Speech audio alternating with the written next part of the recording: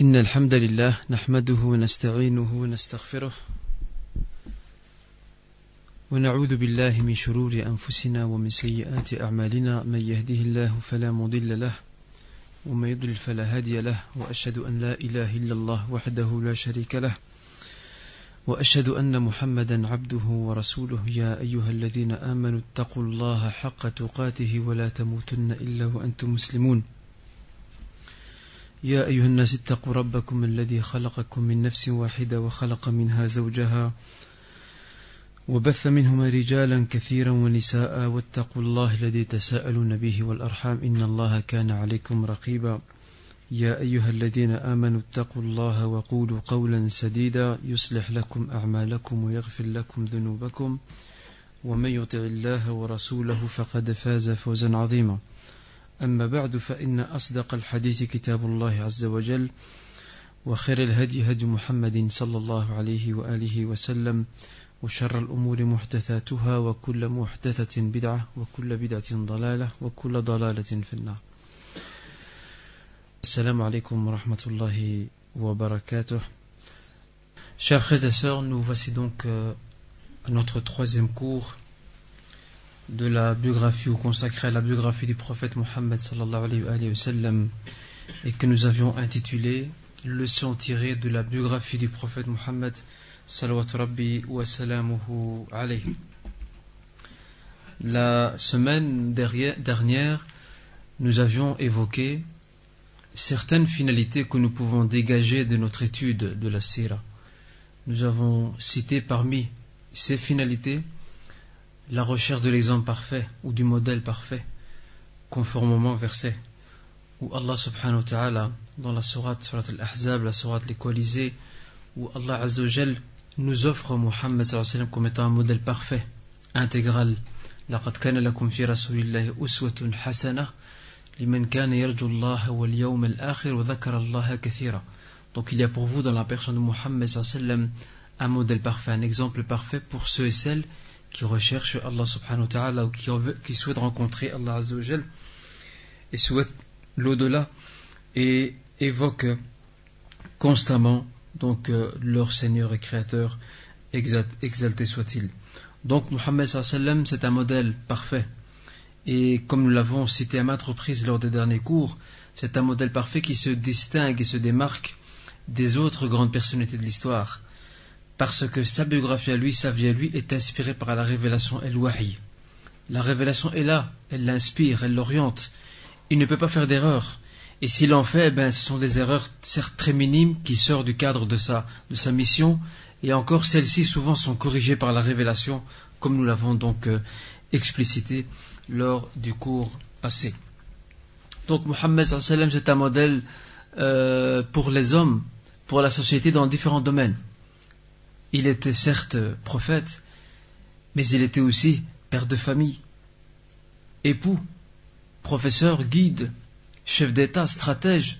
Il réunissait différentes facettes en une seule personnalité, et le but recherché par Allah subhanahu wa ta'ala, c'est d'offrir à tous les hommes, à travers tous les temps, un modèle parfait et intégral. Chaque catégorie sociale ou chaque classe sociale peut y trouver sa référence et son modèle à travers donc sa personnalité. Aussi, nous avons vu que parmi les finalités de l'étude de la biographie du prophète sallallahu alayhi wa sallam, c'est qu'en étudiant sa biographie, notre amour pour sa personne ne fait qu'augmenter et s'accroître. Et cet amour, cette mahabba qui est une obligation, c'est une farida, c'est une obligation, c'est un acte de foi pour chaque croyant et chaque croyante. Et nous avons cité d'ailleurs la tradition prophétique en la matière lorsque le prophète sallallahu alayhi wa sallam dit, rapporté par le Bukhari Muslim, il dit La yu'min ahadukum hatta akuna ahabba ilayh min waladihi wa walidihi wa nasi ajma'in. Nul d'entre vous ne sera véritablement croyant jusqu'à ce que je sois plus aimé auprès de lui que ses parents, ses enfants et tous les gens. Donc et tous les gens. Et cet amour, cette mahabba, cet amour du prophète sallallahu alayhi wa sallam qui est une obligation et que nous découvrons à travers sa biographie est censé générer en nous un suivi fidèle de ses enseignements. Car à partir du moment où tu aimes quelqu'un, tu l'aimes énormément, tu le prendras comme conseiller et tu t'identifieras à lui. Tu chercheras à prendre exemple sur lui, surtout si c'est un modèle, cette personne-là est un modèle. Alors que dire de meilleur des hommes qui est Muhammad sallallahu alayhi wa sallam. Aussi la sira nous donne un exemple, ou plutôt nous délivre une masse de connaissances religieuses et intellectuelles. Il y a bien sûr un savoir pluridisciplinaire qui touche à plusieurs disciplines que nous retrouvons à travers la biographie du prophète sallallahu alayhi wa sallam. Sa biographie, elle touche à de nombreux domaines, à la jurisprudence, le fiqh, à la croyance et l'aqida, également au tafsir, l'interprétation ou l'exégèse du Coran. Le prophète sallallahu alayhi wa sallam, à maintes reprises, a répondu à des questions concernant l'explication de certains versets que se posaient donc les compagnons. Aussi, la pédagogie et tarbiya. Le prophète sallallahu alayhi wa sallam a développé une pédagogie dans sa manière de conseiller, dans sa manière d'enseigner, dans sa manière d'orienter, dans sa manière de corriger les erreurs dans lesquelles tombaient certains de ses compagnons, car elles restent avant tout des êtres humains. Aussi, la prédication et da'wa. La méthodologie manhajat ad-da'wa, la méthodologie de la prédication. Le prophète sallallahu alayhi wa sallam l'a également démontré à travers sa biographie et à travers tous les efforts qu'il a consentis en commençant par la Mecque et Médine et bien d'autres événements qui traversent donc sa biographie. Nous avons aussi vu ensemble, chers frères et sœurs, un peu l'évolution de la biographie en tant que discipline, la sira en tant que discipline. Nous avons vu qu'elle a commencé par des récits racontés dans des assemblées de nobles, de gens honorables qui étaient à l'affût de toute information touchant au prophète sallallahu alayhi wa sallam. Et cette première apparition de la biographie du prophète sallallahu alayhi wa sallam apparaissait, ou plutôt était apparue sous le nom de Al-Maghazi. Al-Maghazi qui est le pluriel de l'Ghazwa. Et le Ghazwa, c'est bien entendu les batailles du prophète sallallahu alayhi wa sallam. Il était question ici d'inspirer, d'insuffler plutôt le courage, l'esprit de bravoure, de sacrifice aux nouvelles générations de l'islam, et aussi leur rappeler également la période glorieuse de leurs aïeuls, de leurs prédécesseurs, à la tête desquels se retrouvait le prophète Mohammed sallallahu alayhi wa sallam. C'est devenu un art. Al-Maghazi est devenu un art en soi, un enseignement dispensé. Et d'ailleurs nous avons cet homme qui appartient à la famille du prophète sallallahu alayhi wa sallam, qui est un descendant de Ali ibn Abi Talib via Al-Hussein, et qui s'appelle Zayn al-Abidin. Il disait, on nous enseignait Al-Maghazi comme on nous enseignait une sourate du Coran. Donc à tel point regardez ici à quel point c'était important de connaître tout ce qui touche au prophète sallallahu alayhi wa sallam. Et je rappelle que le début était très embryonnaire, très basique, ça touchait beaucoup plus aux batailles, aux événements importants de l'histoire du prophète sallallahu alayhi wa sallam. Et avec le temps,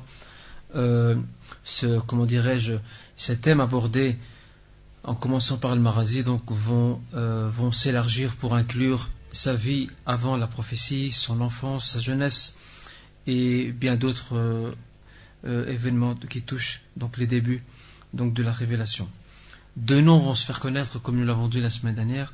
Deux noms vont se faire connaître dans ce qui est la narration des récits touchant au prophète sallallahu alayhi wa sallam, et particulièrement donc les batailles. Al-Maghazi, c'est Urwa ibn Zubayr et Aban ibn Uthman. Et ces deux hommes passent pour des autorités incontestables dans tout ce qui touche au prophète sallallahu alayhi wa sallam, du fait que ce sont des gens proches du prophète sallallahu alayhi wa sallam, faisant partie de la famille ou directement par alliance. Et bien sûr la sira, comme nous l'avons indiqué, va connaître donc un élan et un bond en avant, et ce grâce à la compilation de la sunna. La compilation de la sunna qui va aussi pousser ceux qui s'intéressent donc à la biographie du prophète sallallahu alayhi wa sallam de la développer aussi en parallèle avec les nouvelles disciplines qui sont nées plutôt, qui sont issues de la compilation de la sunna. Différents noms vont apparaître durant cette étape, des noms de savants, de personnages qui vont s'intéresser à donner beaucoup plus de détails concernant la biographie du prophète sallallahu alayhi wa sallam. Nous avons Muhammad ibn Shihab al-Zuhri, nous avons Moussa ibn Uqba, nous avons Ma'mar ibn Rashid, nous avons aussi Muhammad ibn Ishaq, et celui-ci passe pour être le maître des auteurs de la biographie de Sira. Il a même écrit un livre dans ce domaine qui s'appelle aussi Al-Maghazi, mais malheureusement son livre ne nous est pas parvenu et perdu, si ce n'est que une bonne partie de ce livre nous est fort heureusement donc arrivé par l'entremise d'un autre auteur qui a pu découvrir son livre à son époque et le consulter. Il l'intégra à son propre ouvrage. Il s'agit de celui qui devint après lui une grande référence dans la biographie, c'est Abdul Malik ibn Hisham et qui a intégré une bonne partie du livre d'Ibn Ishaq dans son propre livre, et Abdul Malik ibn Hisham dénomme son livre As-Sira an-Nabawiyya. La biographie, bien sûr, va connaître une très grande production littéraire. De nombreux livres vont apparaître. Certains couvrent toute la biographie, d'autres en couvrent une partie ou une facette seulement. Et aussi, nous avons vu ensemble les sources référentielles. Qui se souvient des sources référentielles de la biographie Sira, de la biographie prophétique? La biographie prophétique, As-Sira an-Nabawiyya, d'où puissent-elles ces sources? Qui s'en rappelle? Le Coran, et c'est la source la plus fiable. Quelle source aussi? La Sunna prophétique, en commençant par les recueils authentiques de Bukhari, de Bukhari et de Muslim. Quant aux autres livres, ce qu'on appelle les Sunan, qu'on vient de vérifier, donc la fiabilité, l'authenticité des informations relatées. Quoi d'autre, chers frères? Les livres d'histoire, et parmi lesquels se distingue le livre d'Ibn Kathir, Al-Bidaya wa Al-Nihaya, le début et la fin. Quoi d'autre, chers frères? De Sira, bien sûr. Il y a des livres spécifiques qui ont été écrits dans la biographie du prophète sallam, qui sont bien entendu une source aussi incontestable donc dans ce domaine. Aujourd'hui, Inch'Allah, nous allons entrer petit à petit par la grande porte, Inch'Allah, à petits pas, dans le début de la biographie, et nous allons terminer un point propre à l'introduction et qui concerne les principaux ouvrages rédigés dans la Sira, les principaux ouvrages rédigés dans la biographie prophétique, après quoi nous aborderons directement une brève introduction quant à l'état du monde et de la péninsule arabique avant l'avènement de l'islam. Il est important de connaître ça. Nous avons vu précédemment, lorsque nous avions abordé l'apparition de la biographie du prophète sallam, son évolution en tant que discipline, son apparition, nous avons découvert qu'il y avait une riche production littéraire. Et cette production littéraire allait dans deux sens. Le premier, c'est un sens globalisant, à savoir que certains de ces livres couvraient toute la biographie du début jusqu'à la fin, et d'autres étaient beaucoup plus sélectifs dans la mesure où ces livres-là s'intéressaient à une facette de la biographie ou à un aspect de la personnalité du prophète sallam. Nous allons, Inch'Allah, donner quelques exemples de ces livres de biographie qui couvrent toute la biographie et de ceux qui couvrent une partie parmi donc bien d'autres.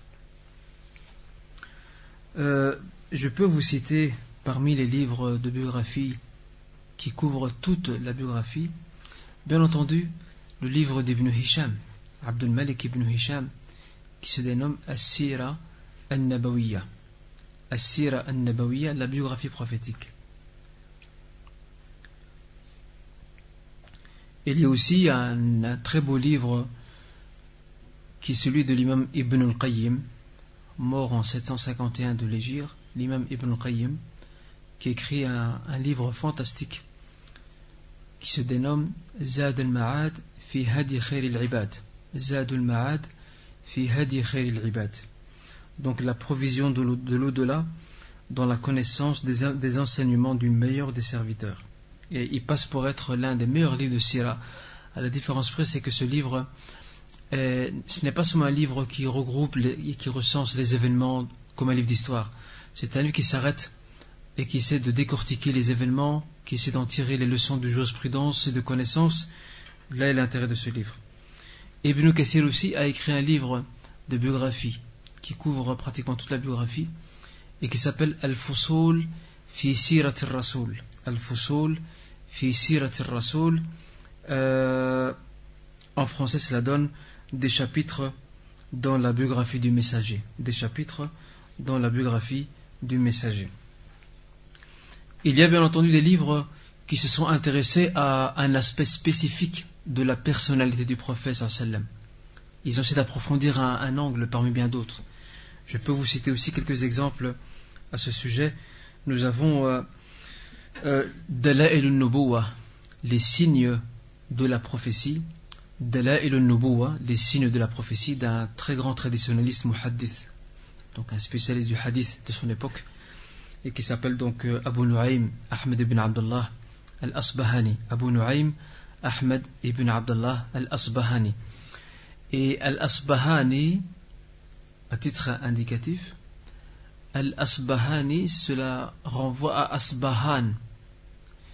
Et Asbahan, c'est une ville iranienne, car l'Iran était sunnite, il faut savoir ça. L'Iran n'a jamais été de chiite, elle ne l'est que depuis les siècles derniers. L'Iran était sunnite, et l'Iran a produit de grands savants, d'éminents savants, parmi lesquels cet auteur-ci et d'autres.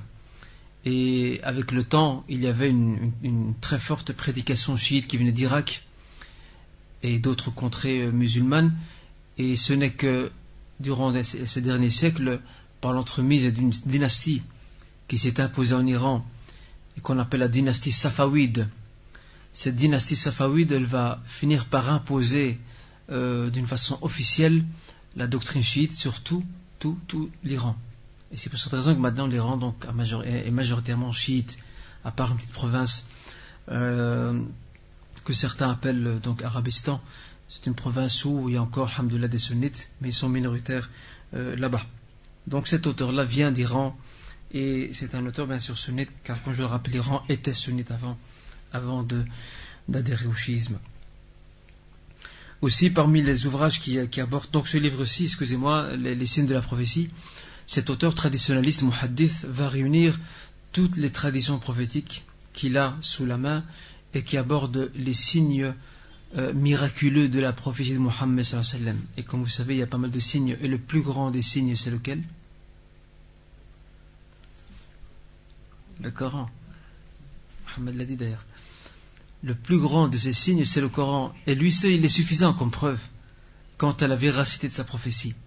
Il y a d'autres signes, et ça on y passera, Inch'Allah, on va les aborder, peut-être pas tous, mais quelques-uns en tout cas à titre indicatif, lorsque nous entrerons dans le vif de la biographie du prophète.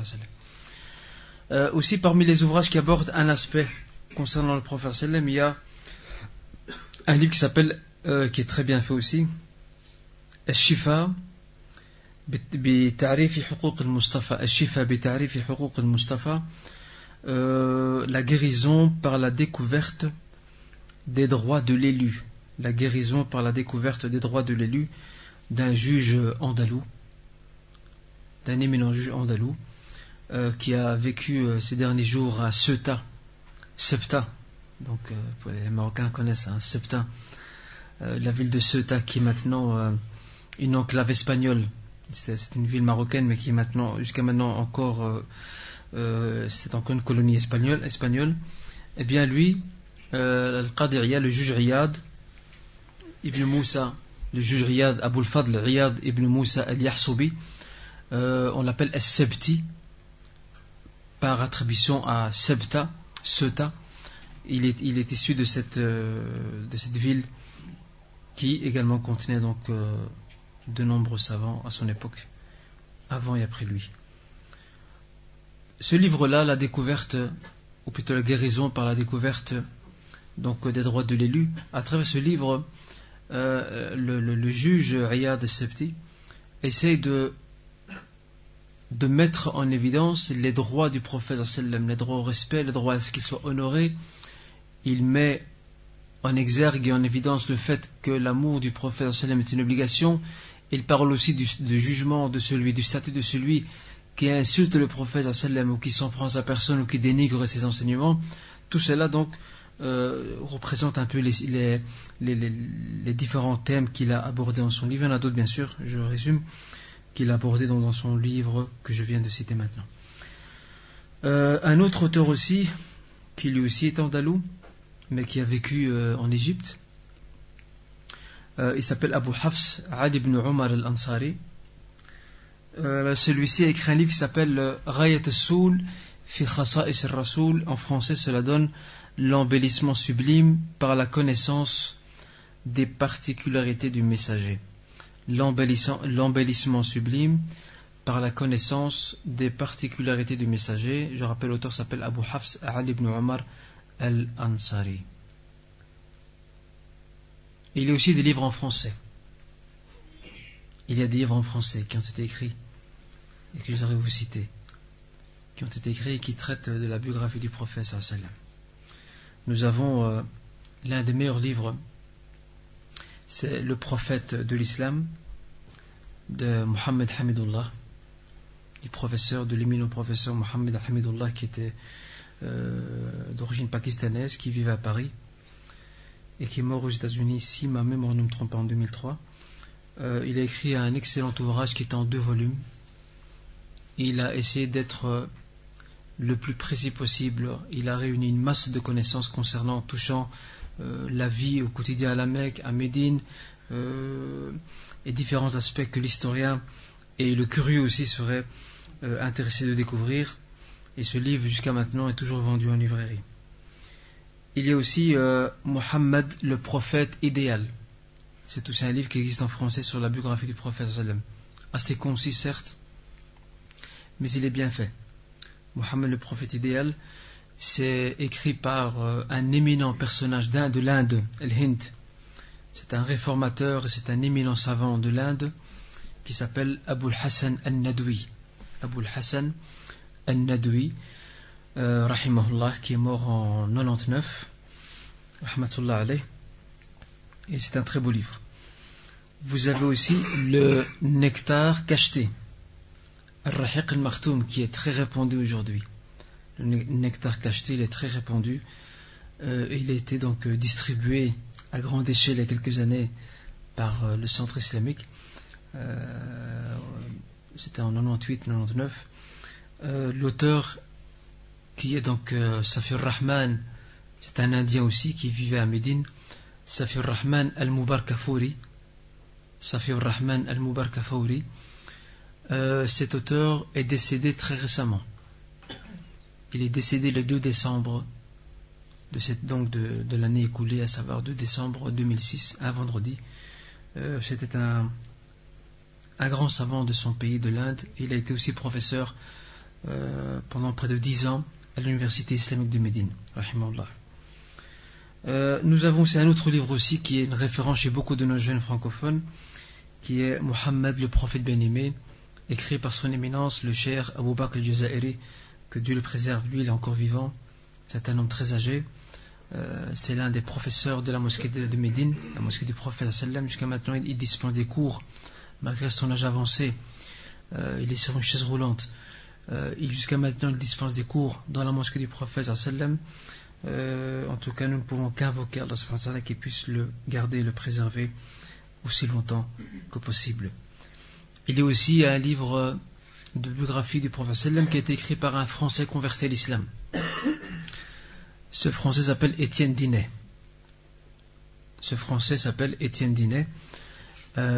Et chose assez anecdotique, il y a 2-3 mois de cela, la police fédérale de Bruxelles faisait une enquête concernant ce livre, car sur 1000 Bruxelles, ils ont trouvé que des gens, on ne sait pas qui, ont inondé les boîtes aux lettres, donc des Belges non musulmans habitant dans ce quartier-là, d'Anisens, dans les environs. Des gens inconnus ont inondé leurs boîtes aux lettres avec ce livre. Donc c'était suite aux caricatures sur le prophète sallam. Quelqu'un qui a voulu peut-être conscientiser les non-musulmans quant à la personne du prophète sallam, et sachant qu'ils ne liront pas, si c'est un auteur arabe musulman, ils ne liront pas, ils vont dire ça c'est un ouvrage partisan. Alors ils ont choisi de mettre dans leur boîte aux lettres l'œuvre de cet homme qui est décédé, rahimahullah, donc Étienne Dinet. Et c'est un très beau livre. Ne soyez pas choqués par les termes que je vais utiliser parce qu'il faut bien les nuancer. Il l'a écrit sous, on dirait, un roman. En fait, c'est un style très captivant. Il écrit, c'est pas avec, il vous met 150 dates, non. Il vous l'écrit, il vous emmène avec lui. C'est un très très beau livre. Et pas plus tard qu'il y a quelque temps, je le rebouquinais et subhanallah, j'ai pu remarquer, et je comparais un peu avec certaines sources, et j'ai pu remarquer que l'auteur rahimahullah était très prudent aussi au niveau donc des sources. Rahmatullah alayh. Donc c'est un très beau livre que je recommande de lire. Le titre, le Mohammed, je crois que le titre c'est Mohammed le messager d'Allah ou un truc comme ça. C'est un livre noir d'ailleurs maintenant et je pense qu'il se vend dans les librairies. Donc je rappelle, c'est le livre d'Étienne Dinet. Il y a aussi un autre auteur anglais qui a écrit un livre qui a été un best-seller chez les Occidentaux et les Européens. Ils se sont rués pour l'acheter. Il est très bien fait. Et cet anglais s'est converti à l'islam et il est décédé il n'y a pas longtemps. Je pense qu'il est décédé il y a peut-être 2-3 ans, à l'âge de 95 ou 96 ans, rahimahullah. Et cet auteur anglais s'appelle Martin Links. Martin Links, et son livre est très difficile à trouver. Très difficile. D'ailleurs, même quelqu'un qui est parti à la FNAC pour demander après le livre, ils lui ont dit que l'édition était épuisée. En cherchant bien, il y a peut-être moyen de le trouver, de le dénicher dans une librairie un peu isolée, c'est possible. Ou alors en allant à Paris, peut-être que là-bas, il se trouve. Donc Martin Links, je crois qu'il son livre il a appelé, d'ailleurs je ne vous cache pas, je le cherche aussi, pour être franc avec vous, je le cherche également. Je crois qu'il a appelé la biographie, ou le prophète Mohammed aux sources de la biographie, ou un titre en tout cas proche. Mais je vous promets, sur le cours prochain, j'essaierai de vous apporter des précisions exactes quant à l'appellation donc de son livre. Donc je recommande quand même le livre d'Étienne Dinet, il est très intéressant, c'est ce qui est disponible actuellement. Et bien sûr, dans les langues européennes, je n'ai pas de statistiques. Je vais être honnête avec vous, je n'ai pas fait d'enquête ou de recherche en la matière, ça mérite. Mais il y a une très riche production concernant donc les livres écrits. D'ailleurs, aussi, il n'y a pas longtemps également, il y a un autre livre qui a été écrit, qui est sorti très récemment. Quel est ce livre? Il n'y a pas longtemps, il y a un nouveau livre qui est sorti sur la biographie du prophète. Qui sait me dire quel est ce livre?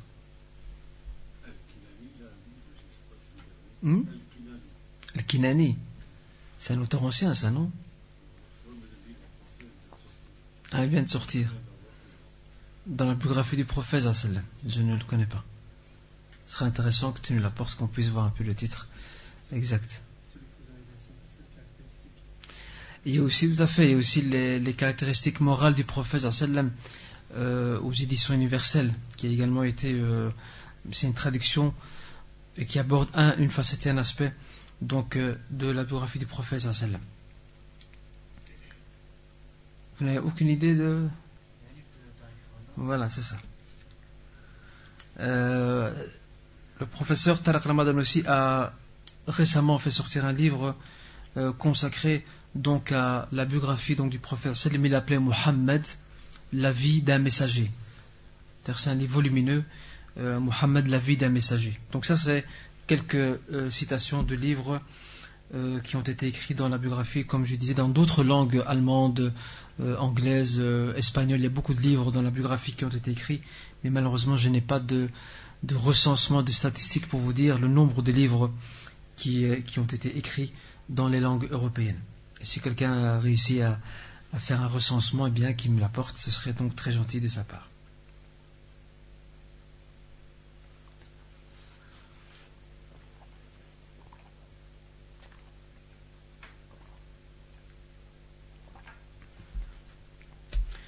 Donc ça, ce sont quelques références, chers frères et sœurs, dans la biographie du prophète, quelques livres qui ont été écrits en arabe et en français.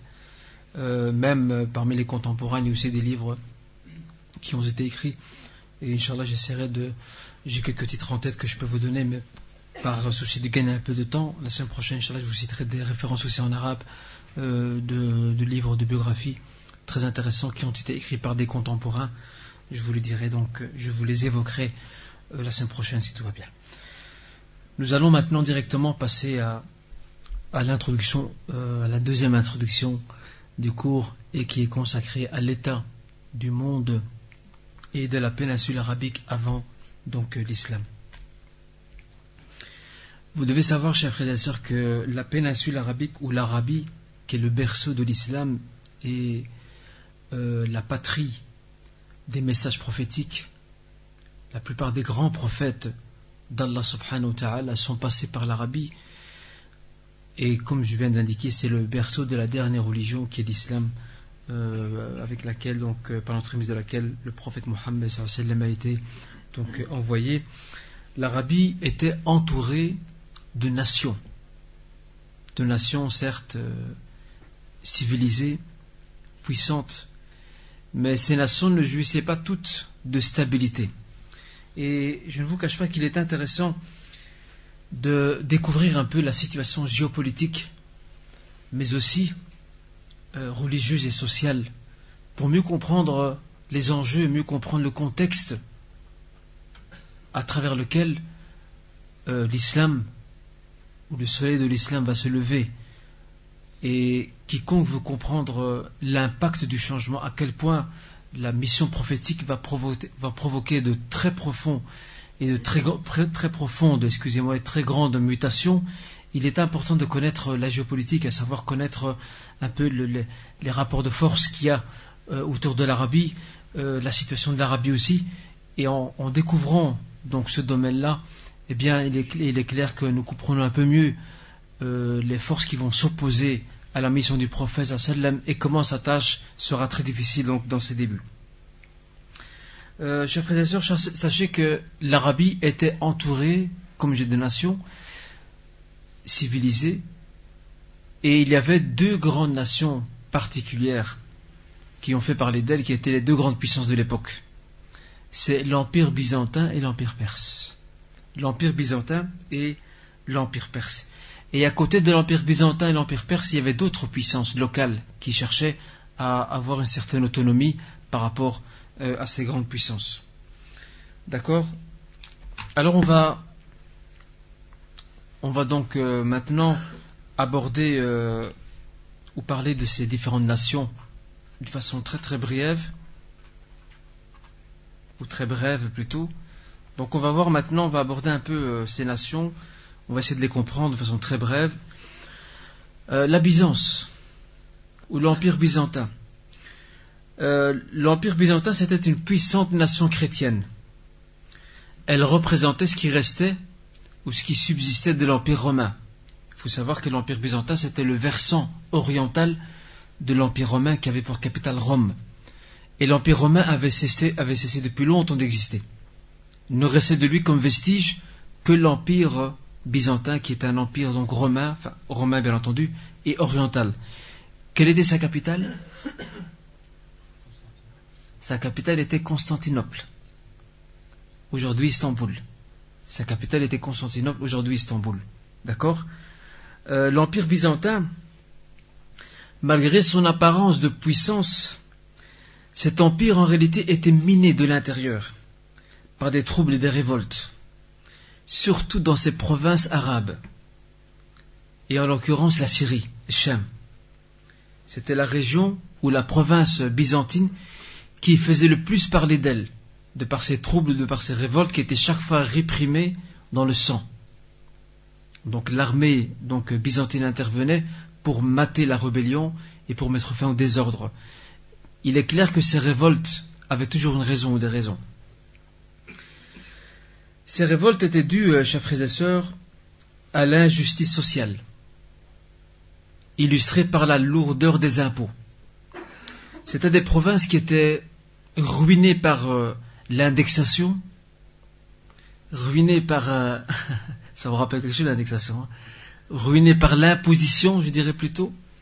Donc il y avait un régime fiscal très lourd qui leur était imposé. Ils devaient verser toutes les familles, toutes les demeures, tous les foyers, quels qu'ils soient là-bas, donc dans les provinces arabes et dans tout l'Empire byzantin, bien entendu, devaient payer un impôt ou des impôts à l'État, et c'était très lourd.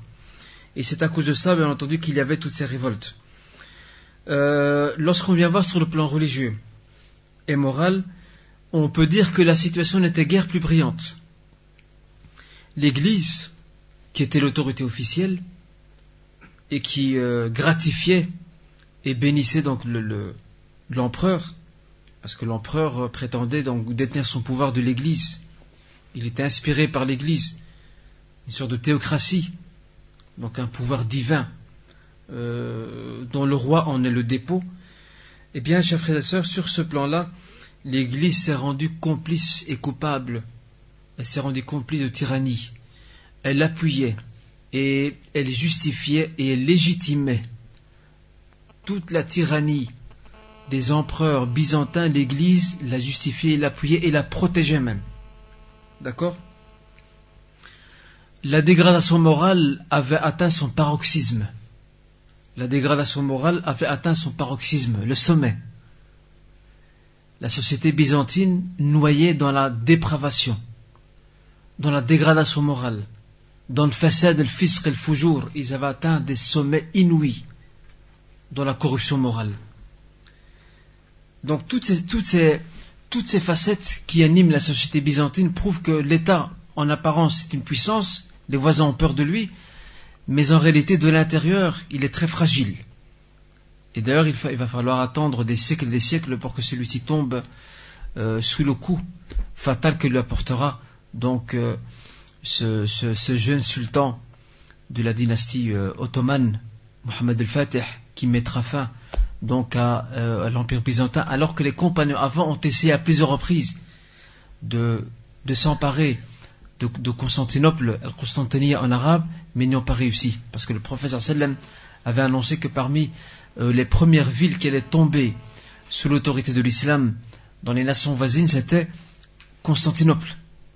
Et plus que cela, regardez, subhanallah, comment les compagnons ils font attention à certains détails. Et le prophète sallam dit, wala ni'mal jayshu jayshuha wala ni'mal amiru amiruha. L'armée qui va aller libérer donc ces gens de l'Empire byzantin et particulièrement Constantinople de la tyrannie de l'empereur, qui vont les libérer afin qu'ils puissent avoir accès librement au message de l'islam sans qu'il y ait de murs et de façades qui les empêchent, cette armée sera la meilleure des armées aux yeux de Dieu, devant Allah subhanahu wa ta'ala. Et son émir, son commandant sera le meilleur des commandants.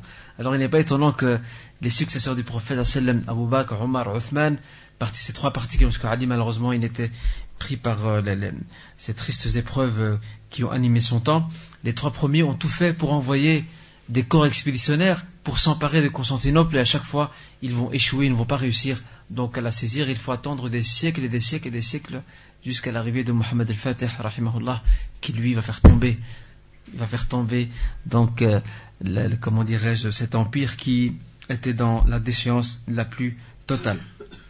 Et on va parler de l'empereur byzantin quand on parlera incha'Allah de l'arrivée d'Abu Sufyan en Byzance à la rencontre donc de l'empereur chrétien. Nous allons y arriver incha'Allah.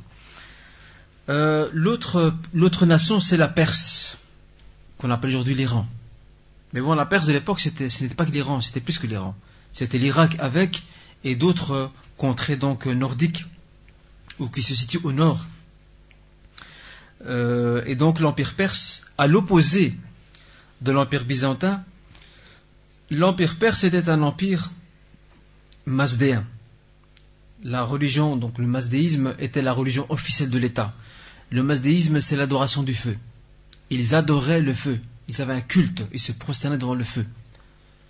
Et cette nation, c'était bien sûr la nation rivale de l'Empire byzantin. Et son autorité impériale donc couvrait des territoires étendus comprenant l'Iran et l'Irak actuel et d'autres bien sûr contrées. Et la société donc perse était organisée sous forme de castes, des classes sociales fermées. Donc une classe de riches et de notables, et toi si tu fais partie d'une classe d'en dessous, tu ne peux pas avoir accès à cette classe-là. Et chaque classe a ses privilèges et a son statut devant l'État. Donc la société était vraiment classifiée, et je ne vous fais pas dire l'injustice qu'elle a pu donc engendrer. La dégradation morale aussi les a frappés comme l'Empire byzantin. Toutes les sphères de la société étaient touchées, du sommet de l'État jusqu'au plus bas degré, jusqu'à l'échelle la plus basse de la société. Toutes les sphères étaient minées, contaminées par la corruption morale et la perversité. Sans oublier que sur le plan extérieur, l'Empire perse a dû faire face à l'Empire byzantin. Ils se sont livrés à plusieurs reprises des guerres entre eux. Et pas seulement l'Empire byzantin, il a dû faire face aussi pour protéger ses frontières aux Turcs de l'Asie centrale qui souvent prenait d'assaut, donc attaquait donc les frontières perses et faisait des incursions à l'intérieur du territoire perse. Alors cette conjoncture, ou plutôt cette conjugaison d'une situation interne très dégradante avec une fragilité extérieure n'ont fait qu'aggraver donc sa chute imminente et prochaine. D'ailleurs, l'empire perse, chers frères et sœurs, est tombé à l'époque de Omar ibn al-Khattab. Omar ibn al-Khattab, c'est lui qui a mis par terre l'empire perse, et à travers la fameuse bataille historique, qui la connaît cette bataille? Comment s'appelle-t-elle?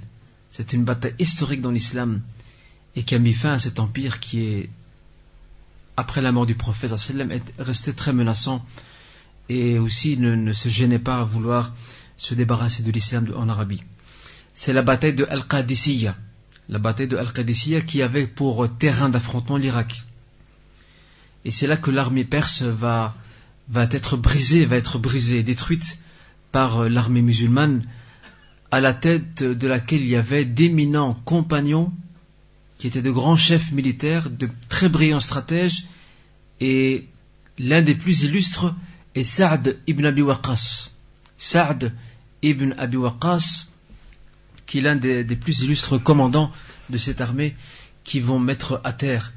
Et un détail intéressant d'ailleurs qui démontre à quel point ces successeurs du prophète sallam, et celui-ci particulièrement qui est Omar ibn Khattab, qui ont hérité du savoir prophétique, al-ilm al-nabawi, ces gens-là avaient un juste équilibre.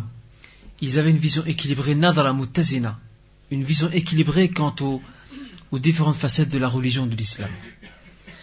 Savez-vous que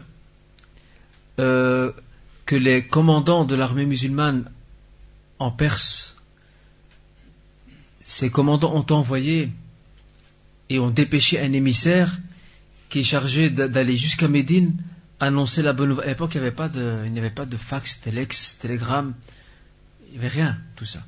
Ils ont envoyé un émissaire de chez eux jusqu'à Médine pour annoncer la bonne nouvelle à Omar ibn Khattab. Pour lui dire, bonne nouvelle, l'empire perse est tombé, c'est fini. Et regardez ce que Omar ibn Khattab va poser comme question, ce qu'il va poser comme question à cet homme, à ces soldats. Omar ibn Khattab va l'écouter attentivement. Et puis il va regarder ses pieds. Il va remarquer qu'il a des chaussons, khuffayn. Il va lui dire depuis combien de temps tu les portes? Et après la réponse de celui-ci, il va lui dire laqad asabta as-sunnah. Tu as respecté la sunnah. Quelqu'un aujourd'hui un peu rationnel aujourd'hui aurait dit mais c'est quoi ça normalement? Il ne doit pas poser ces questions-là.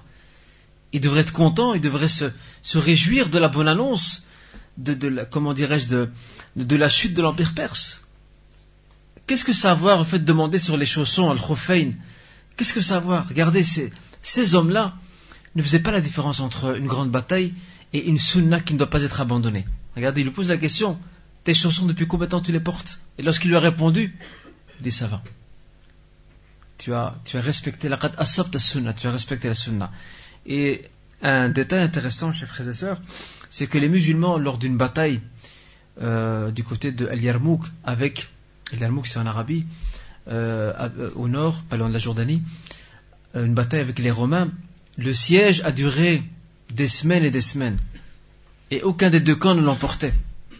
Vous allez comprendre pourquoi Omar ibn Khattab pose cette question, vous allez comprendre maintenant. Que quelquefois l'abandon d'une sunna peut être la cause d'une défaite. L'un des commandants de l'armée musulmane face aux Romains, qu'est-ce qu'il va dire? Il va voir que le siège, que le statu quo dure depuis des semaines et des semaines, que personne n'arrive à dominer l'autre. Il va regarder ses soldats, il va leur dire, je crois que nous avons abandonné quelque chose. Nous avons certainement délaissé quelque chose et c'est à cause de ça qu'Allah subhanahu wa ta'ala ne donne pas la victoire. Regardez comment ils réfléchissent. Aujourd'hui, nous, on aurait déballé les plans. Non, on a une mauvaise stratégie, il faut renvoyer ça au quartier général, on va limoger le général, on va le mettre dehors parce qu'il a mal fait son travail, on n'a pas des bons missiles. Rien de tout ça. C'est là qu'il a remarqué, ce commandant, que la plupart de ses soldats n'utilisaient pas le siwak, bâton d'Arak. Il leur dit c'est à cause de ça. C'est à cause de ça qu'on n'arrive pas à battre les Romains. Et c'est là que le lendemain très tôt, ils se sont mis à rechercher les arbres où il y a les bâtons d'Arak. Ils les ont trouvés. Et ils ont commencé à grimper ces arbres et à les arracher. Et c'est là qu'un sorte de garde romain du camp adverse a commencé à mettre sa main sur son front et il regarde un peu, il surveille le mouvement des troupes ennemies, entre guillemets, à savoir les musulmans, et c'est là qu'il voit plusieurs hommes monter sur les arbres et arracher des branches. Et c'est là qu'il est venu dire à son commandant, il dit, je crois que ça y est, ils sont devenus affamés. Les musulmans sont devenus affamés, ils risquent de nous manger nous aussi. Et c'est là qu'ils ont laissé tomber le terrain, ils sont partis directement, ils ont fait marche arrière, et là les musulmans ont réussi à récupérer tout le territoire sans livrer de bataille. Regardez comment Allah subhanahu wa ta'ala, de par l'application d'une sunna, a réussi à renverser toute une situation. Donc on comprend ici pourquoi Umar al-Khattab radiyallahu anhu a interrogé ce soldat en lui demandant est-ce que tu as respecté la sunna quant à ta manière de porter donc al-Khuffayn, donc les chaussons. Donc ça c'est la Perse ou l'empire perse qui, comme l'empire byzantin, cherchait à étendre son influence sur l'Arabie. Et un détail très important, ça on y arrivera Inch'Allah, il faut savoir que ces deux grandes puissances qui avaient certes des appétits territoriaux ne se sont jamais intéressés. Ils n'ont jamais été intéressés de coloniser l'Arabie. Ils ont occupé des abords de l'Arabie. Ils ont installé des comptoirs commerciaux et stratégiques pour surveiller la navigation marchande. Mais jamais. Ils ne sont jamais rentrés en profondeur. Pour deux raisons. La première des raisons, l'Arabie ne les intéresse pas. L'Arabie, c'est que du désert, du sable. Elle n'a pas beaucoup d'agriculture, à part à Taïf. C'est pas comme la Syrie. La Syrie, c'est une province fertile. Il y a beaucoup d'agriculture. Et le deuxième détail important, qui risque de vous faire rire, c'est que les Arabes à l'époque étaient des gens indomptables.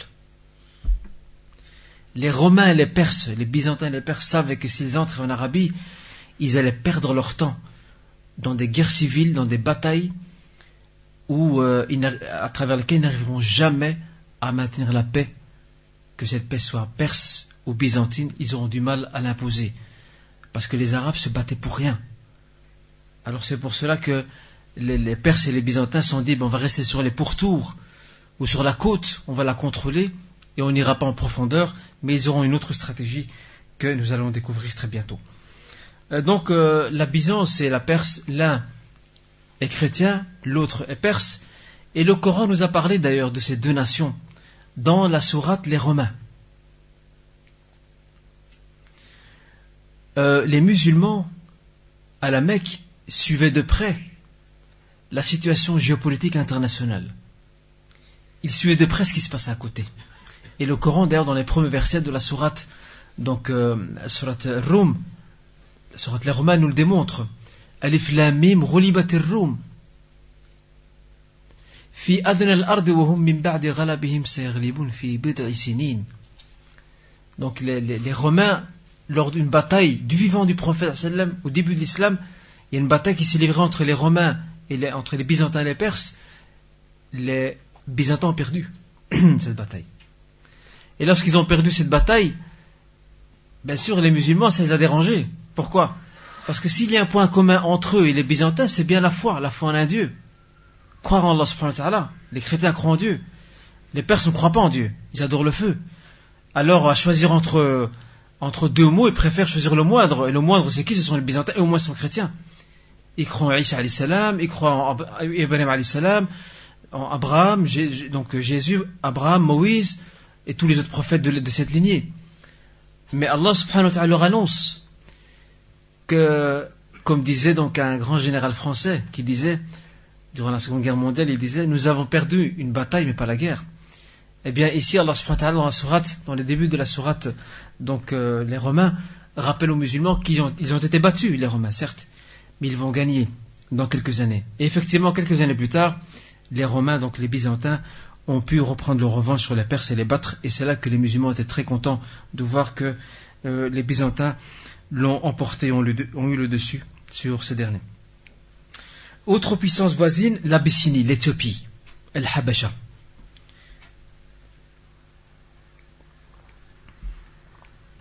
C'est un autre grand voisin de l'Arabie. Et l'Abyssinie, Al-Habasha, était une puissance régionale. Elle n'avait pas la stature d'une puissance internationale comme l'Empire byzantin et l'Empire perse. C'était une puissance régionale qui cherchait à influencer juste ce qui est à côté d'elle, sans plus.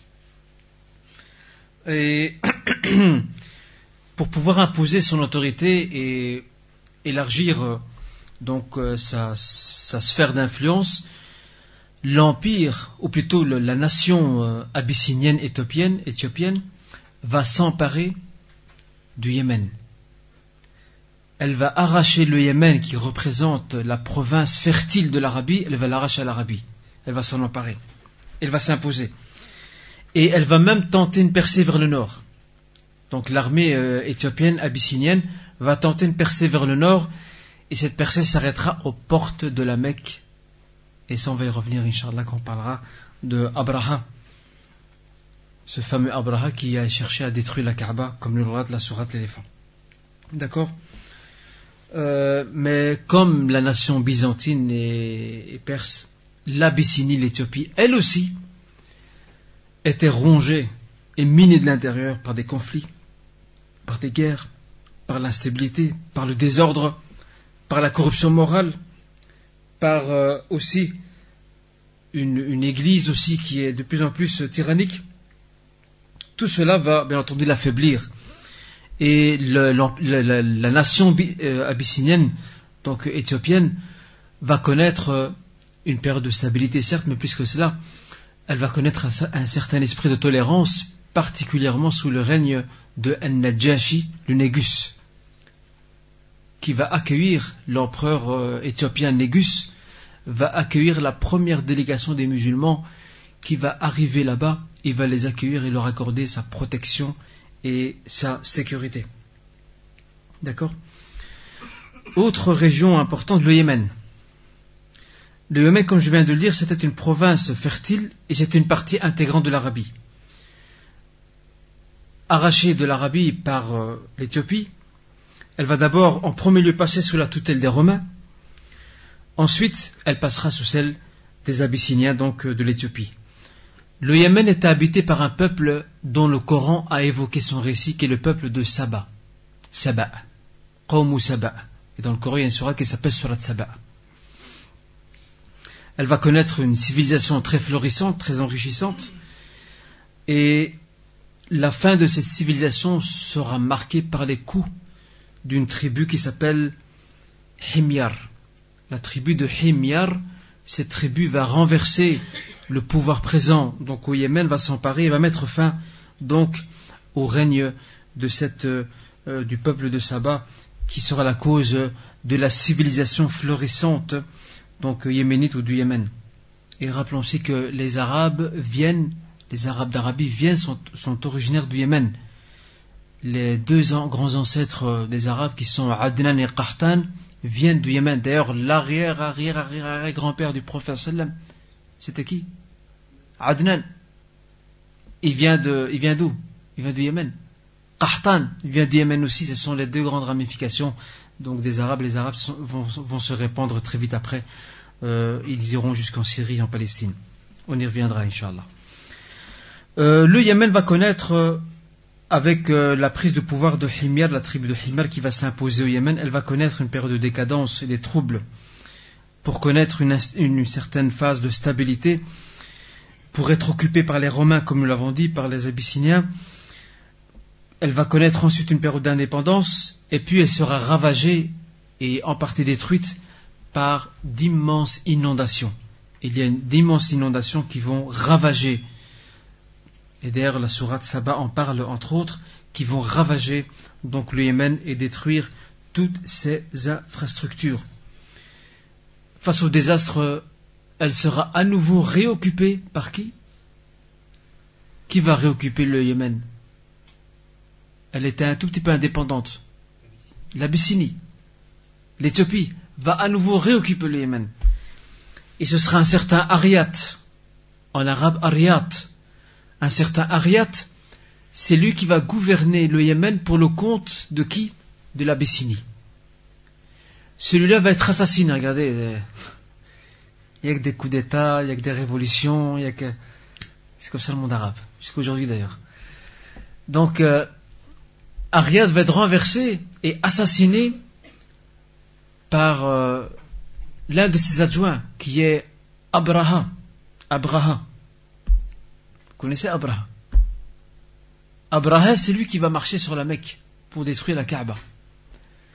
Et lorsqu'il va renverser donc Ariad, il va recevoir la bénédiction de l'empereur abyssinien éthiopien, qui va certes le féliciter quant à ce coup d'État et à ce putsch et cet assassinat politique que cet homme va pratiquer, qui est un assoiffé du pouvoir. Mais Allah subhanahu wa ta'ala va le punir lorsqu'il va mener son expédition. Et c'est comme ça qu'on voit à travers l'histoire que les tyrans, les oppresseurs ont toujours une fin tragique. Mais malheureusement, les tyrans et les oppresseurs ne réfléchissent pas à ce qui arrive aux autres. Et la preuve de cet homme en est une preuve évidente, ou le fait de cet homme. Abraha va marcher après avoir construit une église à Sana'a, parce qu'il était jaloux de voir les Arabes s'orienter chaque année donc vers la Mecque, vers la Kaaba.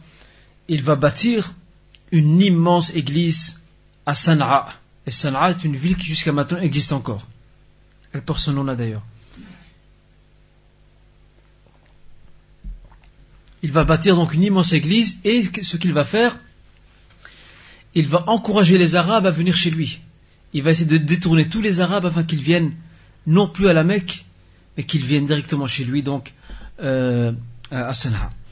Il y a un Arabe qui est choqué par cette situation et jaloux du temple sacré qui est la Kaaba. Il va se rendre jusqu'à l'église et va la souiller de l'intérieur, il va la salir de l'intérieur. Et c'est là que Abraha va saisir le prétexte pour mettre sur pied une armée et marcher sur la Mecque. Et lorsqu'il arrive aux portes de la Mecque, je vous résume l'histoire, lorsqu'il arrive aux portes de la Mecque, c'est là que les Mecquois, pris de panique, vont envoyer le grand-père du prophète sallam, qui était le plus sage de Quraysh. Comment s'appelle-t-il? Abd al-Muttalib. Ils vont l'envoyer pour qu'il puisse discuter avec Abraha et trouver un arrangement.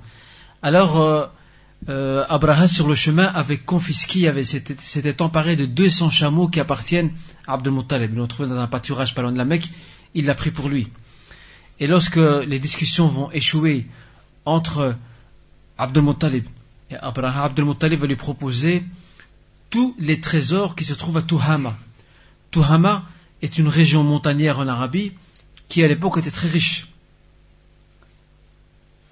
Ils lui ont proposé les Mecquois, ils lui ont dit voilà, on te donne toutes les richesses qu'il y a à Tuhama et tu laisses tranquille la Mecque. Il leur a dit pas question. Abd al-Muttalib revient une deuxième fois.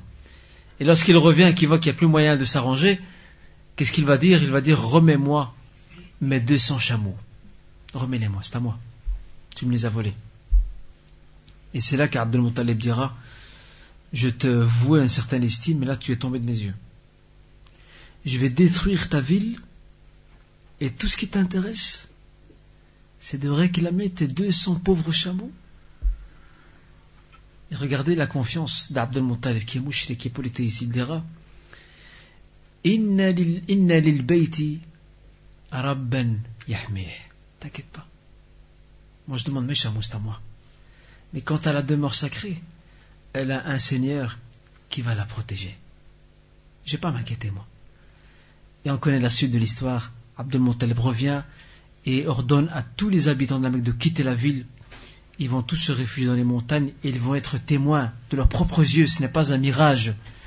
Ils vont être témoins de leurs propres yeux de ces vagues impressionnantes d'oiseaux qui vont ravager et qui vont survoler, tel un ciel noir, ils vont survoler la Mecque et ils vont déverser des pierres sur les soldats, mais sur aussi ce fameux mammouth, ce grand chameau, ce chameau imposant. Il faut savoir que les Arabes n'avaient pas l'habitude dans les guerres d'affronter des chameaux. Ils sont un peu désarmés. Leur guerre, on va dire, leurs armes conventionnelles ou leurs moyens leurs moyens de guerre, c'était les chevaux, c'était les chameaux, c'était les fantassins. Mais avoir affaire à un grand chameau, un grand éléphant, c'était une première pour eux, imposant. Et donc Allah subhanahu wa ta'ala va détruire et décimer l'armée d'Abraha, et même Abraha lui-même sera déchiqueté par ces pierres, et le temps qu'on le transporte jusqu'au Yémen, il sera mort sur le chemin. Allah subhanahu wa ta'ala lui a fait donner la punition qu'il méritait, et il a démontré à tous les Arabes polythéistes, et les Mécois particulièrement, c'est moi seul, le véritable gardien de ce temple. Et c'est là que plus tard descendra la sourate, à l'époque du prophète sallam, la sourate Al-Fil, d'éléphant, et c'est la même année où le prophète est né. C'est un signe, il n'y a pas de hasard. C'est la même année où le prophète est né. C'est comme si Allah subhanahu wa ta'ala leur disait, écoutez, je vous ai protégé votre temple. Vous étiez incapable de faire face. D'où viennent ces oiseaux? Qui a mis entre les pattes de ces oiseaux des pierres? Et comme le disent certains historiens, ils disent que ces oiseaux avaient donc une pierre de la taille plus ou moins d'un pois chiche dans le bec, et à chacune des pattes, ils avaient aussi une pierre, 3 en tout, et ils les lâchaient. Dès qu'ils étaient au-dessus, ils les lâchaient. Un peu comme les bombes et les missiles des avions, la même chose. Pareil. Et ça a dévasté l'armée et détruit l'armée donc de Abraha, qui a dû rebrousser chemin, et lui-même, comme je l'ai indiqué, donc est mort en route de par ses blessures. Donc ça, c'était par rapport à la fin tragique que nous relate la sourate l'éléphant, et la naissance du prophète cette année-là, c'est aussi une manière de démontrer à ces Mécois, je vous ai sauvé, il y a un autre qui va vous sauver, et qui est né l'année même, qui est Muhammad sallallahu alayhi wa sallam. Vous devrez suivre son message si vous êtes sincère. Parlons de l'Arabie maintenant. Donc l'Arabie, contrairement aux nations voisines, l'Arabie n'avait pas d'État centralisé. Un État central, ils ne connaissent pas les Arabes, ils ne savent pas ce que c'est. Ils ne savent pas ce que c'est. Chaque tribu régnait sur une parcelle de territoire, chaque tribu. Et les conflits intertribaux entre tribus, c'était une chose, c'était monnaie courante. Ils se battaient pour rien. Al-Aws et Al-Khazraj, deux tribus médinoises, se sont battues presque 100 ans à cause d'une chamelle. Une chamelle qui est débarquée dans le pâturage de la tribu voisine. Elle n'a pas de laisser-passer. Donc ils l'ont tuée. Et la tribu qui est propriétaire de cette chamelle, donc a pris les armes, et voilà que la guerre a éclaté entre eux. Pendant des générations, pendant des décennies, ils se sont battus à cause d'une chamelle. Tout ça pour vous démontrer que une chose qui s'appelle discipline et ordre, les Arabes ne connaissaient pas. Ils ne savent pas ce que c'est. Mais ça n'empêche pas, chers frères et sœurs, que cette situation d'insécurité sur les routes de l'Arabie, de pillage, n'empêche pas qu'il y avait des villes qui étaient dotées de structures organisées. Il y en avait 3 d'ailleurs. C'est les seules dans toute l'Arabie qui étaient organisées. Et qui étaient gérées par ce qu'on appelle des oligarchies, des familles, comme des petites familles royales, locales. C'était la Mecque. Deuxièmement, Yathrib, qui deviendra Médine. Et troisièmement, At-Taïf. Ce sont les 3 seules villes d'Arabie qui avaient une structure d'État. Il y avait un petit parlement, il y avait un chef, il y avait des petites frontières. Le reste de l'Arabie, il n'y avait rien de tout ça. C'est le désordre, c'est l'anarchie. D'accord? Alors, quel type de relation entretenaient les Arabes avec les nations voisines? Les Arabes savaient qu'à côté il y avait l'Empire byzantin. Les Arabes voyagent. Et d'ailleurs la sourate Quraysh le rappelle. Ils avaient 2 voyages. L'un en été, l'autre plutôt là en hiver, l'autre en été. Où partaient-ils en hiver et où partaient-ils en été? Qui peut me dire? Où sont les connaisseurs et ceux qui s'intéressent à non seulement au tafsir, mais aussi à l'histoire? Qui sait me dire où les caravanes mécoises allaient en hiver et où allaient-elles en été? Qui sait me dire? Il n'y a pas de volontaire, Bessim? Malo? En hiver, ils allaient où? Yémen. Et en été? Qui a dit Cham? Au Cham, bien sûr, vous avez l'air d'être très timide, très hésitant. Effectivement, les Arabes ne sont pas habitués au froid. Les Arabes d'avant, pas ceux d'aujourd'hui. Les Arabes d'avant ne sont pas habitués au froid. Ils ne supportent pas le froid. Alors c'est pour cette raison que pendant l'hiver, ils voyageaient au sud, au Yémen, parce que Yémen il faisait frais. L'hiver du Yémen est très frais. Et pendant l'été, ils allaient au nord, parce qu'il fait très chaud. Et le climat du nord correspond au leur, donc ils n'ont pas de problème. D'accord? Il y avait ces nations voisines. Quel type de rapport les Arabes entretenaient avec les nations voisines? C'est très simple. C'est des rapports d'intérêt et d'échanges commerciaux. Il y avait des petits accords. Les Arabes allaient jusqu'en Syrie, jusqu'au Yémen qui était entre les mains des Abyssiniens. Ils apportaient de la marchandise qu'ils vendaient à la Mecque ou ailleurs. Et il y avait des rapports d'échanges commerciaux entre eux. D'accord? Et la ville la plus privilégiée, c'est bien sûr la Mecque. C'était la plus privilégiée, c'était celle qui était un peu le phare dans toute l'Arabie, que toutes les tribus arabes d'Arabie avaient un œil sur la Mecque. C'était leur référence, pour plusieurs raisons, parce qu'il y avait la Kaaba, temple sacré, et aussi grâce à Quraysh. Quraysh, comme on va le découvrir, Inch'Allah, a réussi à s'imposer et à faire de l'histoire.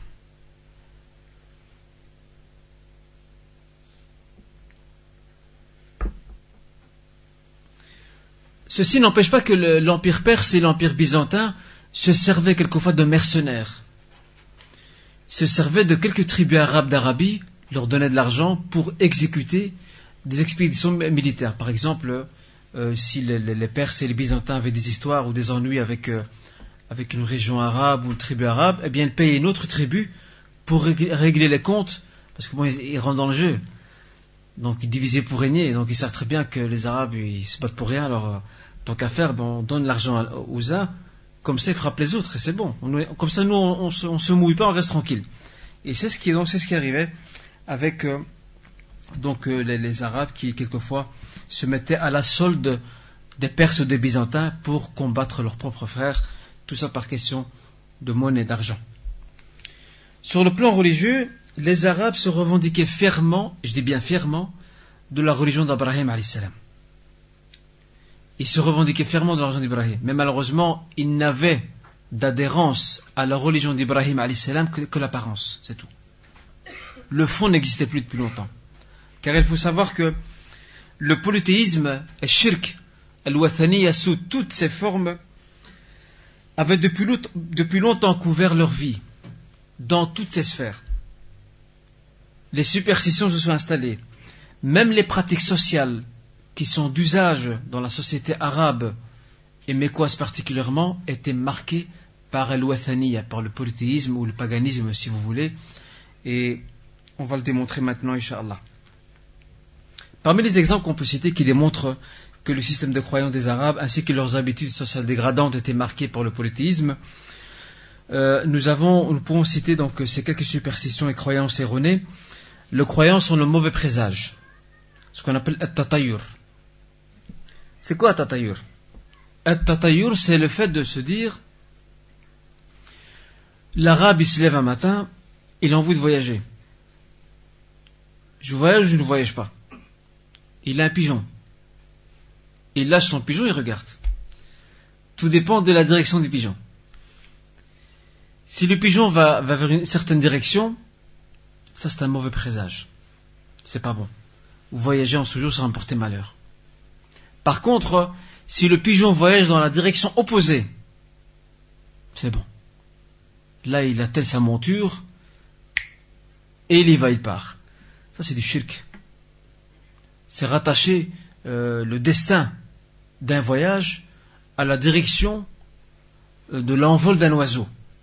Et c'est pour cela que l'islam, regardez comment l'islam va enseigner at-tawhid, l'unicité, même à travers un acte très important qui est celui de la prière.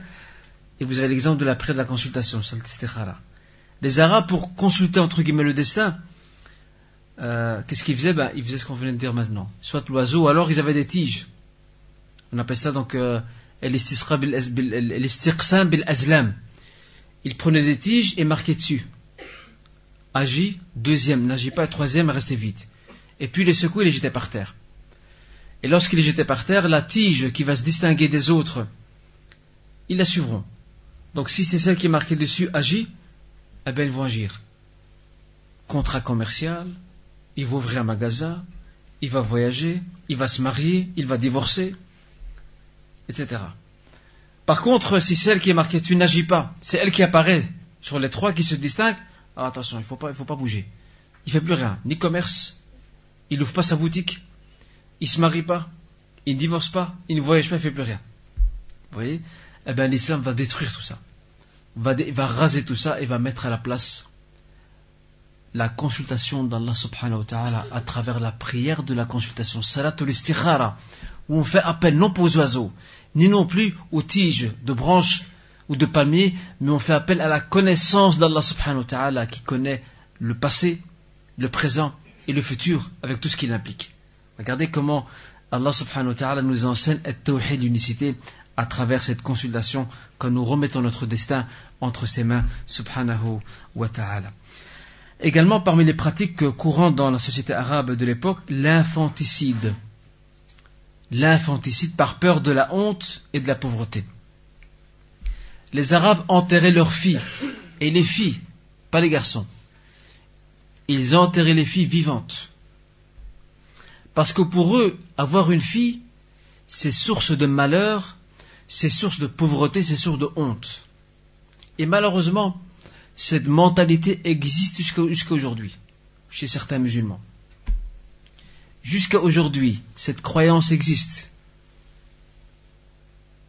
Ou cette mentalité, je dirais plutôt, existe chez certains musulmans. Dès que le père, on lui annonce Mabrouk Alek, tu as une fille, il tire la tête que par terre. Pendant une semaine, il ne parle pas à sa femme. Et il y a même une femme, une mère, son mari la mettait sous pression. Il la mettait sous pression car son mari voulait absolument un garçon. Et la mère, au final, elle aussi voulait un garçon. Pourquoi? Parce que son mari dit, j'en ai marre, moi, des filles. Une fille. Ils avaient une histoire de 7-8 filles. Elle est tombée enceinte. Elle n'a même pas osé faire l'échographie. Elle a préféré laisser planer entre guillemets, le suspense. Et savez-vous, c'est très grave, chers frères et sœurs, savez-vous que lorsqu'elle a accouché et qu'on est venu lui dire vous avez accouché un garçon, elle est tombée dans le coma. Directement elle est tombée dans le coma. Choc émotionnel, parce qu'elle savait qu'à partir de cette nouvelle-là, son mari allait allait lui faire passer la vie, ou plutôt lui faire vivre des moments très difficiles de pression morale et psychologique, et râler et tirer la tête. Pourquoi donc elle a une fille afan, pourquoi donc on n'a pas un garçon, etc. Donc cette mentalité existe jusqu'à nos jours, à savoir être déçu d'avoir eu une fille, alors que le prophète sallam dit c'est lui qui éduque combien de filles? 3. C'est lui qui éduque 3 filles, qui en prend soin, qui les élève comme il faut. Elles seront pour lui une protection face au châtiment de l'enfer. Et il y avait un compagnon qui écoutait, et Miskin, il avait 2 filles. Alors Miskin, il s'est dit non, moi je suis pas dans l'eau. Et c'est là qu'il dit au prophète, et 2. Il fait, et 2. Il y en avait un autre avec une fille. Il fait une, et le prophète s'est tu. Il n'a pas parlé. Donc, le fait d'avoir donc une ou des filles, ce n'est pas dégradant en soi, au contraire. Et c'est pour cette raison que l'islam a combattu sévèrement et farouchement cette pratique d'infanticide que les Arabes pratiquaient à l'époque, en enterrant donc les filles vivantes par peur de la honte et de la pauvreté. Ce hadith rapporté par Ahmed. Les ancêtres étaient aussi une pratique très courante. C'est pour cette raison que le prophète lorsqu'il venait leur parler, ils étaient à court d'arguments, et tout ce qu'ils se contentaient de dire, nous allons suivre nos ancêtres. Jamais on pourra changer nos règles. Mon grand-père, mon père, grand-père, arrière-grand-père était sur une voie, je reste sur celle-là. Et c'est ce qu'a dit aussi l'oncle du prophète sallam, Abu Talib. lorsqu'il était agonisant et que le prophète cherche à le sauver, à l'affranchir de l'enfer, et les chefs mécois sont autour en lui disant: vas-tu renier ta voix, ta confession? Et c'est là qu'il leur dit: je meurs sur la confession de mes ancêtres. Donc c'était une éducation qu'on leur donnait, que le fait d'accepter le message de Muhammad sallallahu alayhi wa sallam, eux ils appelaient ça changer de religion. Et ils surnommaient les musulmans, ils les appelaient as-sabi'a, à savoir ceux qui changent, qui ont renié leur religion. Pour eux, renier la religion, c'est renier les ancêtres. Et le Coran d'ailleurs à plusieurs reprises a réfuté cet argument quant au fait de se référer, donc de suivre aveuglément les ancêtres. Aussi, parmi les pratiques courantes chez les Arabes de l'époque, l'esprit de vengeance. L'esprit de vengeance, ils avaient une fierté incroyable, mais vraie. Tu touches un de ses proches, tu touches un de sa tribu, tu peux être sûr, cher frère, qu'il te fera ta peau. Ils avaient un esprit de vengeance très vivace, très fort.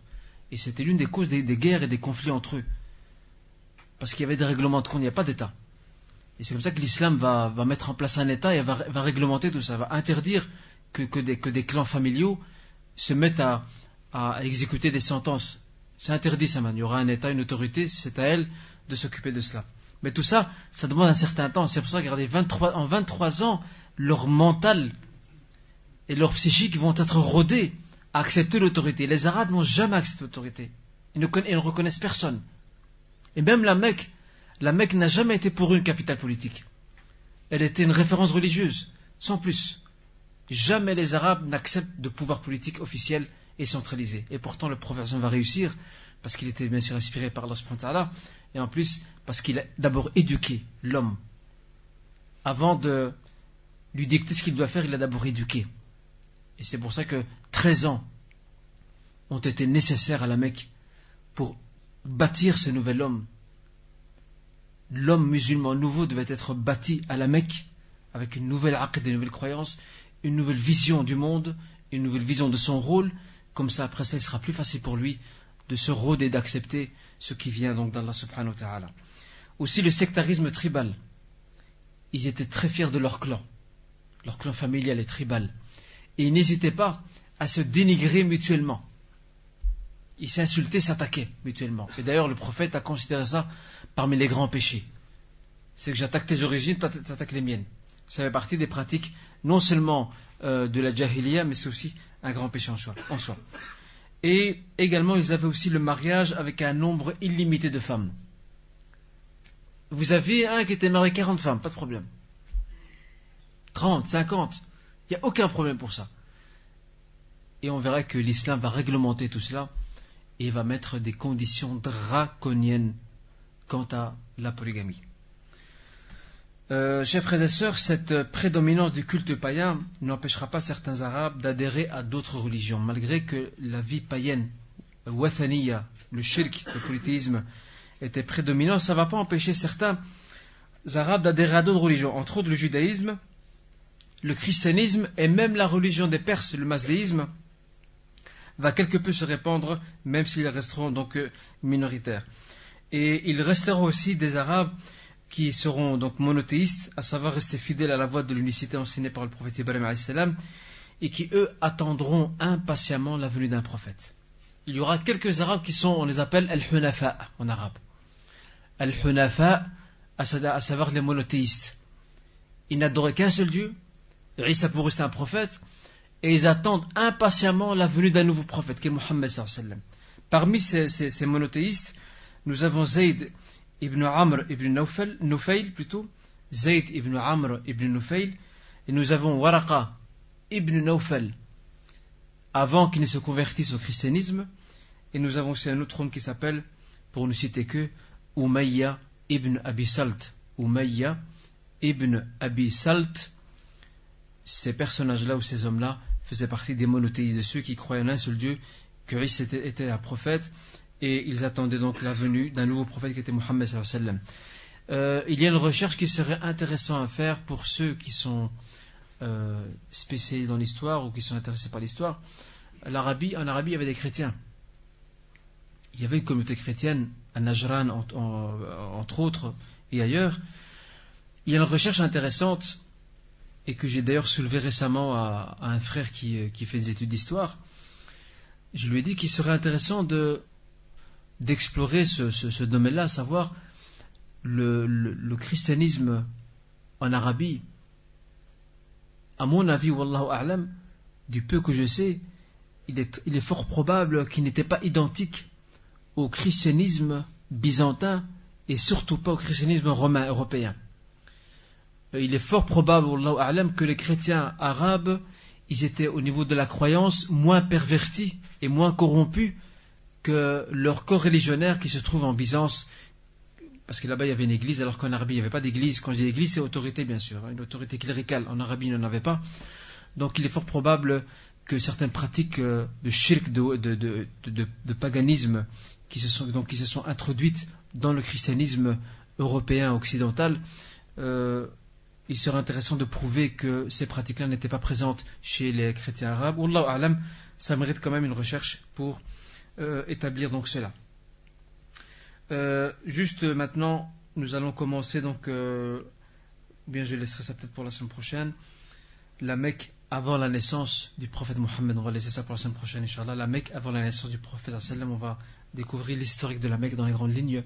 Comment cette ville est apparue, comment a-t-elle évolué, qui l'a dirigée avant l'arrivée du prophète Mohammed. Vous allez voir qu'il y a un ordre historique, logique, c'est comme une chaîne continue, et Allah subhanahu wa ta'ala prépare le terrain petit à petit à travers les siècles. Il prépare le terrain à la venue de Mohammed sallallahu alayhi wa sallam. Et c'est là qu'on voit que dans l'histoire, retenez cette expression, dans l'histoire il n'y a pas de hasard. Dans l'histoire il n'y a pas de hasard. Allah Azza wa Jal, en tant que maître du temps, a tout calculé et son destin s'exécute progressivement selon bien sûr sa volonté et selon sa connaissance. Wallahu ta'ala a'lam wa ahkam wa barakallahu fina wa fikum, jazakumullahu khairan. Et la semaine prochaine, je rappelle, nous allons commencer à parler de la Mecque avant la naissance de Mohammed sallallahu alayhi wa sallam. Cette ville qui va accueillir le meilleur des hommes, le plus noble des prophètes.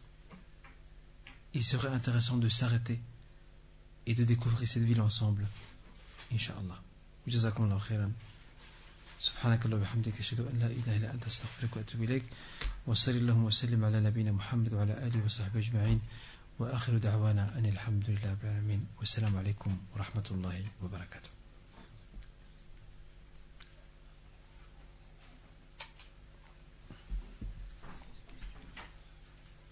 Je ne sais pas s'il y a une question par rapport au cours d'aujourd'hui. N'hésitez pas.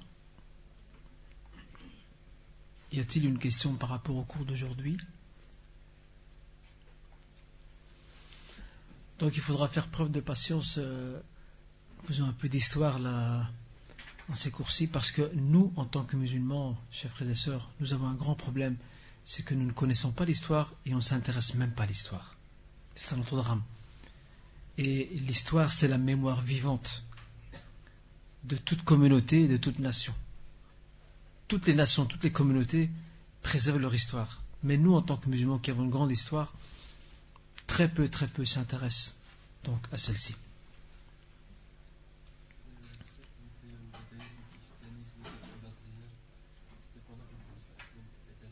Avant son arrivée. Certains, lorsqu'il commencera à l'approvisionner, certains seront déjà morts.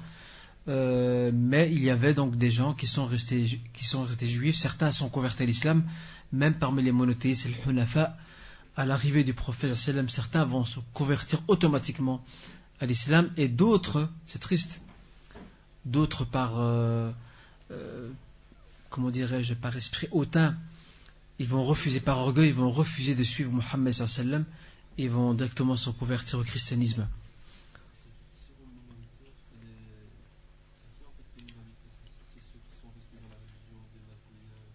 En tout cas, les Mazdéens étaient beaucoup plus minoritaires que les autres. Il y avait très peu d'Arabes Mazdéens, mais il y en avait, mais très peu. Et ça, c'est dû au voyage. Vous savez, le voyage est source d'échange. Donc les Arabes qui partaient dans les nations voisines découvraient des choses. Et donc ils en subissaient l'influence, ce qui est normal. Et c'est pour cette raison que certains vont partir là-bas, en Perse, en voyage, et ils vont être influencés par la religion polythéiste des Perses. Ils vont se convertir à cela, mais ils seront très minoritaires. Et d'ailleurs, même l'Empire perse n'a jamais fait de da'wah, n'a jamais fait de prosélytisme ou de prédication pour répandre sa religion. Tu sais pourquoi? Pour la simple raison, c'est que il considérait le mazdisme comme étant une religion nationale, une religion d'État, une religion propre aux Perses. Et c'est pour ça que cette religion politique ne s'est jamais répandue ailleurs. Elle est restée juste en Iran et en Irak aussi, donc en Perse uniquement. Tu vois?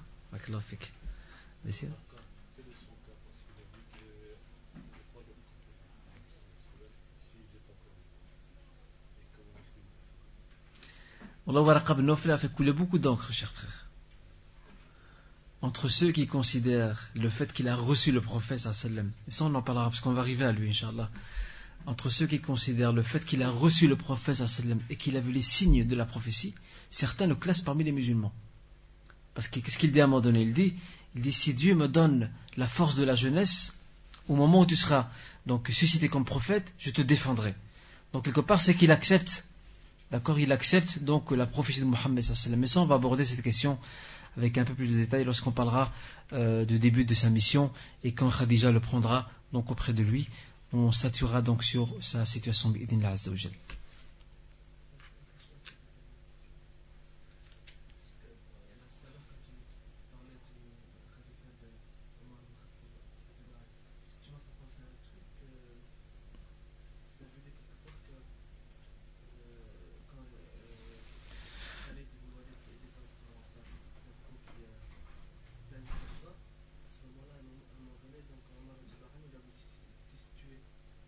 Tout à fait. C'est très bien. Eh ben, subhanallah, tu poses une très belle question, cher frère. Et on va faire de la question la dernière, Inch'Allah. Khalid ibn Walid. Oui, la question, donc, le frère nous dit que Omar ibn Khattab a, à un moment donné, donc, destitué Khalid ibn Walid, qui était un grand commandant de l'armée musulmane et qui a libéré de nombreux territoires et qui les a acquis à l'islam, et à un moment donné, il l'a retiré de son poste. Il y a beaucoup de leçons qu'on peut tirer de ça. La première des leçons, c'est que même ici, il y a une leçon, un cours d'unicité de Tawhid. Khalid bin Walid, c'était un général, entre guillemets, invincible. Il marchait avec son armée, il n'a jamais connu de défaite. Jamais. Et d'ailleurs, à l'époque de la Jahiliyyah, c'était un brillant stratège. Et c'est lui qui va faire subir un revers très sévère aux musulmans à Uhud. Et sa conversion à l'islam était une très grande perte pour les Mécois. Une immense perte. Ils ont perdu une pièce centrale chez eux. Khalid bin Walid, comme je disais, gagnait bataille sur bataille. Et Omar ibn Khattab a eu peur, parce qu'il ne faut pas oublier que l'armée musulmane nouvelle n'était pas faite que de compagnons. Il y avait même des nouveaux convertis à l'islam. Et ces nouveaux convertis sont encore frais. La aqidah n'est pas encore assez bien enracinée en eux. Ils sont encore tout nouveaux. Et Omar ibn Khattab avait peur. Regardez quelle leçon d'unicité tawhid. Il avait peur que les gens se mettent à croire que c'est grâce à Khalid bin Walid qu'on gagne toutes ces batailles. Alors par souci d'unicité, pour le rappeler, c'est Allah subhanahu wa ta'ala, huwa al-ghalib. C'est Allah le triomphateur, c'est lui qui donne la victoire. Khalid n'est qu'un sabab, sans plus. Alors lorsqu'il a vu que les gens ont commencé à avoir une certaine euphorie pour Khalid bin Walid, il l'a retiré. Tout ça pour éviter que Khalid devienne une fitna pour les musulmans. Quand je dis fitna, pas qu'il est quelqu'un de dangereux, mais qu'il puisse perturber, de par ses succès militaires, qu'il enchaîne les uns après les autres, qu'il puisse perturber ces gens fragiles dans la foi. Très grande leçon. Une autre leçon qu'on peut tirer aussi, et c'est là qu'on voit l'ikhlas de Khalid bin Walid. Ça nous manque de ça aujourd'hui. Ça nous manque la sincérité de Khalid bin Walid. Lorsque Omar ibn Khattab lui a dit Khalid, c'est fini, tu rentres à Médine, qu'est-ce qu'il a fait? Il n'a pas posé de question pourquoi. Il a directement obéi, il est revenu à Médine. Nous aujourd'hui c'est le contraire. Si on destitue quelqu'un d'un poste de responsabilité, il va faire le fawda. Si c'est une association ou une organisation, il va voler les documents, il va mentir, il va lâcher des rumeurs, il va détruire. Tout ça parce que tu leur retires un poste de responsabilité. Khalid, non. Khalid aurait pu se dire non, attention, c'est moi le général, c'est moi le chef. Il aurait pu, entre guillemets, faire scission, faire une armée à lui tout seul. Non. Il est revenu directement à Médine, il n'a pas cherché à discuter. Et c'est là qu'on voit le sommet de l'ikhlas. Il n'a même pas posé la question à Omar al-Khattab, pourquoi tu m'as destitué? C'est tout, stop. Il s'est retiré, il est rentré à Médine comme tout le monde. Et c'est lui qui, à la fin de sa vie, lorsqu'il est mort, il avait plus de 80 coups de sabre sur son corps, de blessures. Tellement qu'il a ramassé. Et il a dit une expression, il a dit La namat a'yunul jubana. Que les lâches et les traîtres sachent qu'ils ne pourront jamais dormir. Dans le sens, il veut dire par là que ceux donc, qui font prévaloir la cause d'Allah subhanahu wa ta'ala, ben les lâches, lorsqu'ils sont face à eux, ils ne connaissent plus de repos. Parce qu'ils savent que leur tour donc viendra. Et c'est lui aussi qui disait, lorsqu'il vient vers les Perses, il leur dit لَقَدْ جِئْتُكُمْ بِقَوْمٍ hum ashaddu hubban lil maut minkum lil hayat. Je vous ramène des gens derrière moi qui aiment plus la mort que ce que vous aimez pour la vie. Regardez juste cette phrase-là, c'est une guerre psychologique. Ça veut dire que l'adversaire, il sait à quoi s'attendre. L'adversaire, il aime, il adore la vie. Alors que eux, ceux qui sont derrière Khalid bin Walid, non. Eux, c'est le contraire. Eux, ils souhaitent la mort. Ils souhaitent mourir, être martyrs, être proches d'Allah subhanahu wa ta'ala. Et c'est là que tous les paramètres changent. Wallahu ta'ala alayhi wa ahkam, barakallahu fina fikum. Et on se voit au prochain, Inch'Allah.